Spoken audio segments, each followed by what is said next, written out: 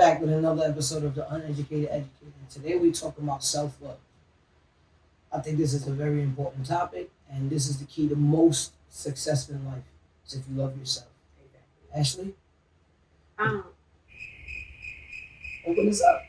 okay. So I feel like self love has become the most underrated thing ever. Especially, I don't know. I don't know if it's just like the people want relationships or maybe it's a change in the household because mothers, especially, they're overworked, um, and they're just not getting the attention they need. But they're not giving it to themselves either. And how can you? You working one or two jobs.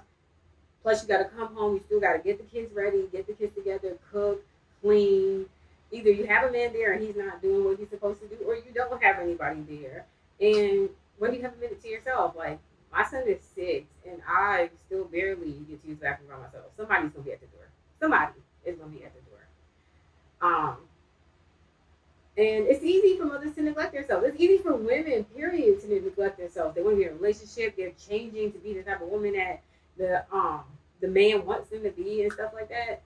And even men, it's a lot of pressure on men too. We can't leave them out because we're not just here to say, oh, women need, women need, women need. Men need stuff too. So they don't even. I don't know. It's so much pressure. Oh, you get your nails filed. Now you're a suspect. You get massages. Now you're this. Like, no, men need to relax. They got a lot of stuff going on too. So I feel like self love is so underrated. Well, what does it mean to love yourself? I mean, honestly, I think that the best way to love yourself is to get to know yourself, get to see what stuff that you like, stuff that appeases you, stuff that puts you in a good space. I mean, I saw a video on Facebook the other day where the husband he took time out to take the kids and give the wife about 30 minutes to go take a bubble bath or a refreshing bath just so she can relax and have a little time to herself. And that's a good way to pamper yourself is to take a bath, candles, some Epsom salt, whatever you like in your bath, and just relax. But if you don't love yourself and you don't have time to love yourself, all the things that you do, they don't come out positively. You know what I'm saying? Because everything you're doing for yourself is harmful. You don't want to do things that's harmful to yourself. You want to do stuff that's good for you, it's helpful towards you. And if you know yourself, you'll know what you'll be able to tolerate and what you're not. You know. I agree. And just it's easy to decide what's self love. Anything can be self love. As long as you're doing it for you, and it brings you peace. Like me, I meditate. I lay down on the floor. Nobody talk to me. I need 15 minutes. By the time I get up, I feel like I slept for the whole night. Like I'm refreshed. I'm ready to go. Like that was that moment I needed for myself. Um, I enjoy random things. Like I feel like grocery shopping is so peaceful. I love Grocery food. shopping. I will go to the grocery store by myself. You will see me 5 hours. Where you went? Oh, I went to this store, that store. I'm at Trader Joe's. I'm at Target. I'm whatever. That was for me. I needed that time. Well, I mean, you consider shopping as It's or peaceful. groceries. Like that's my self love. Like I took the time to research the things that I wanted to buy, and what I'm saying, I put effort into it, and I think that's what makes it part of my self love routine. Mm. I even went outside and bought a rose quartz uh, roller for my face. Like now, I take those 5 minutes after I get out the shower to rub my face down. Like in my, it just Well, I also think that a good part of loving yourself is being able to communicate with people and let them know what's going on with you so that you can work on some of the problems that you're having. Being honest in your relationship, asking for help, um, it's not holding back. I mean, children see a lot of things in the adults and they can tell when you're hurting. But if you can take the time out to just get that 10, 15 minutes to yourself to regroup and realize that yeah, you do have to live for them, but you also have to live for yourself. You know, you're not good for anybody if you're not healthy. And the first thing you need to do is get yourself healthy before you do anything. And this is dealing with everything in life. Like if you know you have some type of disease or ailment and you're not going to the doctor, that you need to go to these doctors and let them tell you, and then if you don't like their way or method, you can then start doing some research and find some holistic methods or something that will be more appeasing to you in your life in order to get healthier. But at least find out what's going on. You know what I'm saying? Another thing is we need to appreciate life itself. Period. God is good. We're here. You know what I'm saying? In this life, and we are really here to learn. And I believe that we're here to teach him some stuff so he sees the mix of what he put together and what it produces.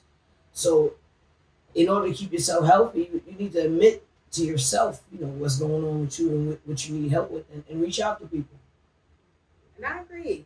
I feel like people we get taught treat people how you want to be treated. Definitely. But we always forget that we're one of those people. Treat yourself the way that you want the way that you treat other people, the way that you want to be treated. You know how you want to be treated. You treat everybody around you the way you want to be treated, and you put yourself last. I feel like it's not selfish to be first when it is to make sure that you are okay. I don't just think you should take from everybody, but you cannot pour from an empty cup. You have to be priority. I am teaching my son that I come first to me. He has to come first to himself. I will do anything for him. I will give him anything. Anybody that I love, like anybody in my family, I'll give him my last if I have to, But I also know that I have to get too. So I'm gonna give myself. I'm not just out here giving people stuff I don't have. I can't. I would be sick. I would be in the hospital every other day. Like that's ridiculous. I have to take care of myself, and it's okay. I think that's another thing. You so worry about treating people the way you want to be treated because you don't even tell yourself that you deserve it. I wake up in the morning, it's affirmations. I gotta know that I matter. I am loved. I deserve everything that I'm giving everybody else 10 times. How could I be the one to give it to people if I didn't deserve it? It's crazy to me. I just find it. Oh my God, chair. I know, right? I just find it crazy though. But people tend to like people that's confident. People that exuberates confidence, it brings people to them. So I mean, if you're confident within yourself, then you'll shine amongst other people. When you approach people, the way you talk to them, you lift them up. They enjoy your presence.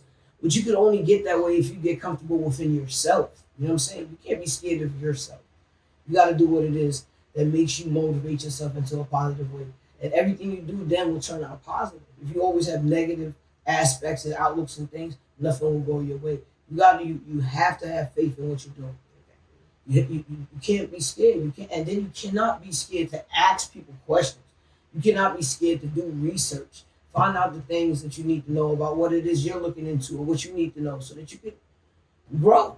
But that's how you grow, and especially if you're in a relationship. You cannot care for nobody else if you can't care for yourself. If you're in a relationship, you cannot care for nobody else if you can't care for yourself. It is impossible for you to be in a good, healthy relationship, keeping secrets from yourself, keeping secrets from your mate. These things don't work. And accepting stuff that you would normally not accept is not going to help you. You know what I'm saying? If this is something that you wouldn't tolerate at all, don't break that pattern just because, the way this person move or the way that person move. If y'all can't come to some type of agreement where it makes both of y'all move in the same way, don't do it at all. You know what I'm saying? Because you don't gotta hurt yourself to love no one. Love doesn't hurt. Straight up, love does not hurt. Okay? Love is something beautiful. And when you find it, all you're supposed to do with it is nourish it. And how do you nourish it? By making sure you take care of yourself first. You know what I'm saying? Then your mate. You know what I'm saying? It don't matter who or what your mate is, but your mate will feel that love if you're loving yourself. This is a vibrant situation. You know what I'm saying? That's true. I feel like I completely agree with what you said. I feel like a lot of people think that when two people come together and you become a whole. Yes, but you are two halves of a whole. My car does not work if I don't have a whole engine, if I don't have a whole gas tank. I'm not bringing half the gas tank, and he's not bringing half the gas tank. I'm bringing a gas tank, he's bringing the engine. Like, it is what it is. But he has to have his whole piece, and I got to have mine. And I feel like people lose that. But self-love helps you bring that. You want to be whole with somebody, you have to be whole when you're in a relationship, you have this person and then you have this person. They got their 50%, they got their 50%. Together, that's 100%. The other 50%, which is all other crap that comes along with being with somebody, is stuff that you work together to blend to make another 100% so that y'all are whole. So the relationship is whole, that you personally are whole, that they are personally are whole. I'm saying that's the best. I know a lot of stuff is easier said than done, but practice always makes perfect. It always makes perfect. We've learned this time and time again. The more you continue to practice something, the better you get at it. And so you can get better at these relationships. Not to say you should have a whole bunch of relationships, you know what I'm saying? But all relationships doesn't have to be sexual relationships. So you can have better relationships with people in general.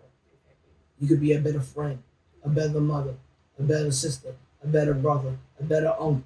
You know what I'm saying? A better grandfather. Whoever, you know what I'm saying? Just remember, put yourself first, love yourself first, and then everything else good will come after. Don't also you definitely should put God first. I'm sorry. God is always good. He is. Or whatever you believe.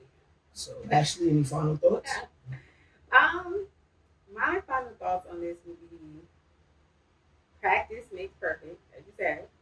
So practice with yourself. That's where it starts. And my final thoughts is always practice getting to know yourself. You might find out some things about yourself you didn't even know, and it could probably bring some more gifting or knowledge or happiness to somebody else. So take the time. Please don't forget to like, share, and subscribe. If you're watching my videos and you haven't subscribed yet, what you waiting for? Come on. And give us some topics. We want to Yes. talk about what you want to talk about. We got a lot of stuff we want to talk about, but we also want to talk about what you want to talk about. And we want to hear from you guys because this is what we're doing it for. We're trying to reach each one. Peace. Peace.